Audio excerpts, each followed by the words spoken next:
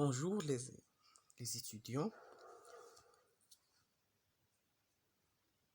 Comme nous allons voir maintenant, à partir des équations de propagation du champ électromagnétique qu'on a déjà établi la leçon précédente, on va maintenant établir les équations de propagation d'une onde électromagnétique libre. Comme on a déjà vu, l'équation de propagation du champ magnétique, bien sûr,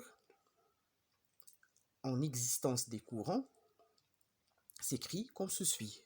Delta B, le Laplacien vectoriel du vecteur champ magnétique, moins epsilon 0 fois mu 0, la dérivée secondaire temporelle partielle du champ magnétique, égale mu 0 fois gamma fois d rond de B sur d rond de T. Epsilon 0 et mu 0 sont les perméabilités magnétiques et la permittivité diélectrique du vide. Gamma est la conductivité, bien sûr. L'équation de propagation, bien sûr, de E s'écrit de la même forme que celle de B.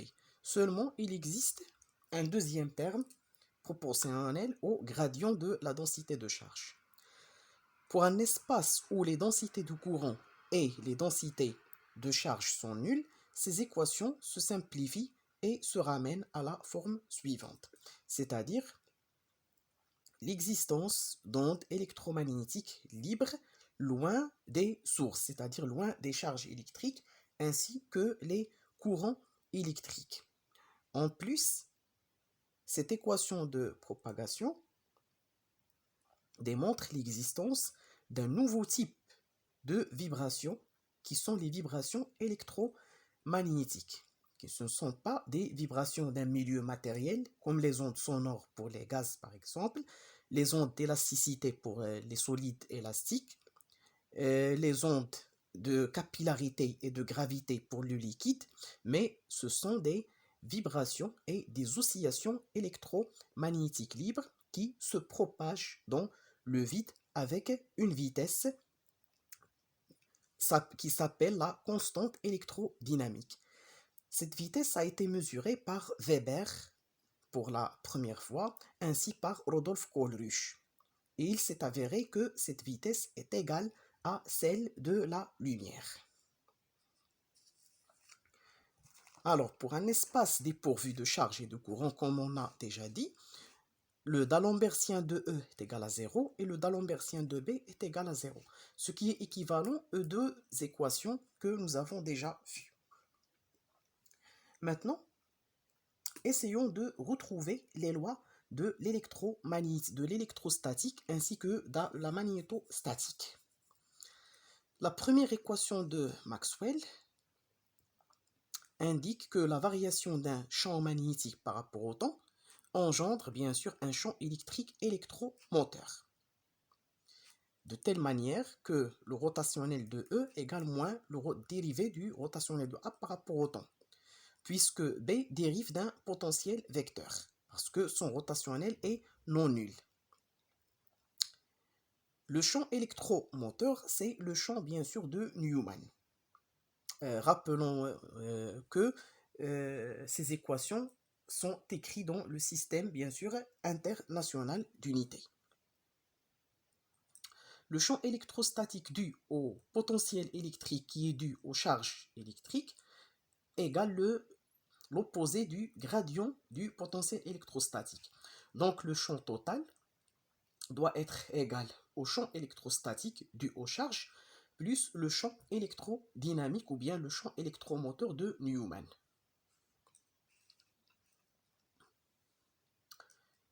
En utilisant bien sûr la notation de Hamilton, c'est-à-dire l'opérateur Nabla ou bien l'opérateur de Hamilton, le champ total s'écrit comme suit par cette équation vectorielle. ET égale moins Nabla de phi moins d rond de A sur d rond de T. B bien sûr égale le rotationnel de A, donc égale le produit vectoriel de l'opérateur Nabla avec le potentiel vecteur. Pour des champs stationnaires, bien sûr, E se ramène au champ électrostatique, le champ électrique. Donc, puisque le champ électrostatique dérive d'un potentiel scalaire, donc son rotationnel doit être nul. Et sa divergence doit être égale à la divergence du gradient de son potentiel scalaire, donc à l'opposé de son laplacien scalaire. C'est-à-dire la divergence de E égale ρ sur epsilon 0. Ce sont bien sûr les équations fondamentales de l'électrostatique. En ce qui concerne bien sûr la magnétostatique, le courant de déplacement s'annule. JD donc égale vecteur nul, c'est-à-dire terrain de E sur terrain de T est égal à vecteur nul. Donc, le rotationnel de P égale mu0 fois la densité de courant électrique due aux conductions. Et la divergence, bien sûr, de B est égale à 0.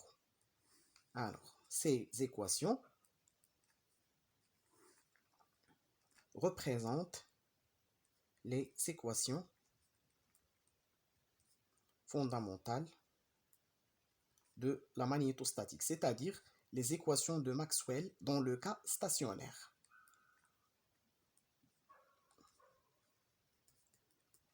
Comme on peut alors constater, les équations de Maxwell englobent toutes les lois, bien sûr, de l'électricité et du magnétisme dans une forme, bien sûr, unifiée. C'est-à-dire, les phénomènes électriques engendrent les phénomènes magnétiques et les phénomènes magnétiques engendrent les phénomènes électriques. Donc, il existe une sorte d'imbrication entre tout phénomène électrique et tout phénomène magnétique. Et cela manifeste bien sûr le génie de la théorie de Maxwell.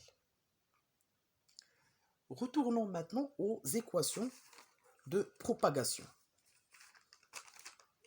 La première équation pour le champ électrique, en tenant compte bien sûr des charges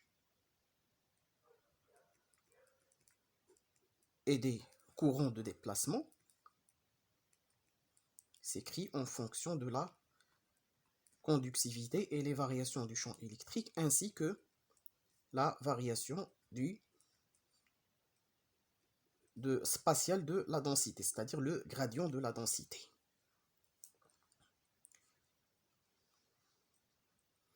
Alors, comme on voit ici, mu0 fois d rond de E sur d rond de T, c'est-à-dire delta E peut s'écrire donc l'équation de propagation de E mu0 alors fois la dérivée de la densité de courant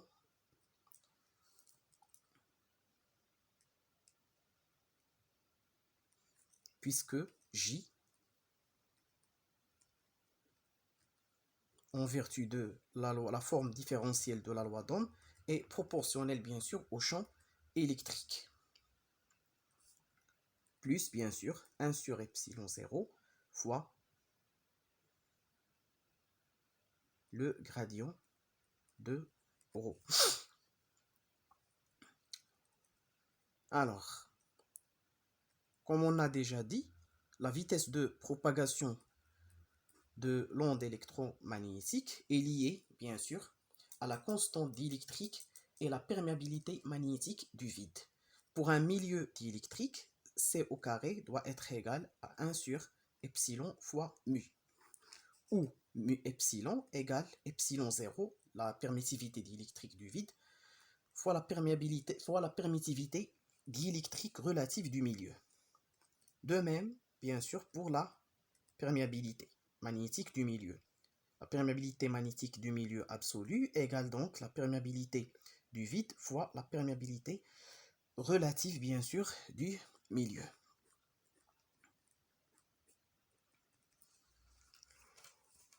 Pour la propagation du champ magnétique, on écrit, bien sûr, le Laplacien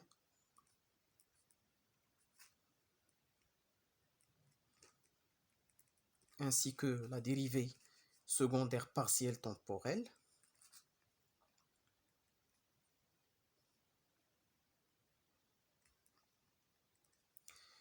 Alors, puisque le rotationnel de E égale à moins d rond de B sur d rond de T, cela aboutit donc, ou bien cela nous permet d'écrire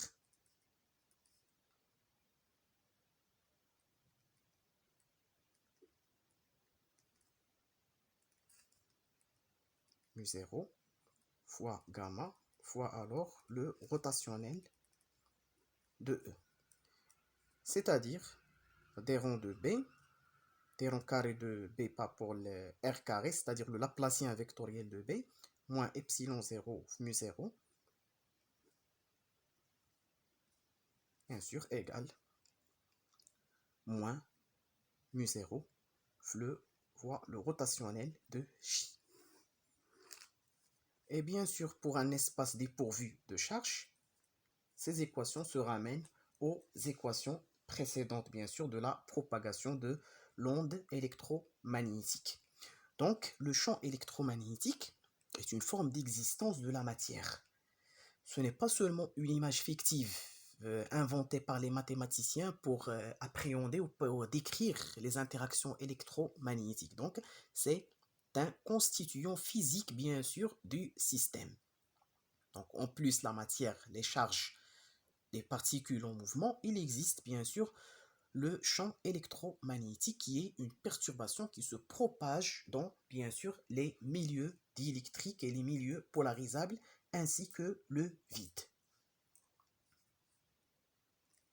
Bien sûr, en vertu de l'égalité du produit de la constante diélectrique ainsi que la perméabilité magnétique du milieu à l'inverse du carré de la célérité de propagation, on peut écrire donc delta B moins 1 sur C carré, T rond de B sur T rond de T carré égale moins mu0 fois le rotationnel de J.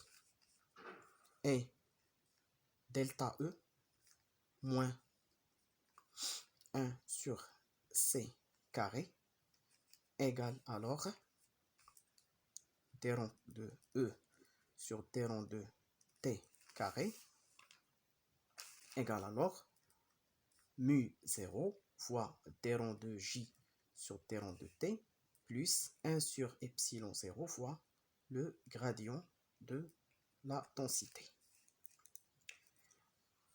Pour simplifier, nous allons effectuer la conversion du système d'unité SI au système gaussien ou bien au système de Heaviside-Lorentz. Dans ce système, les équations de Maxwell s'écrivent comme ceci. De propagation 1 sur C carré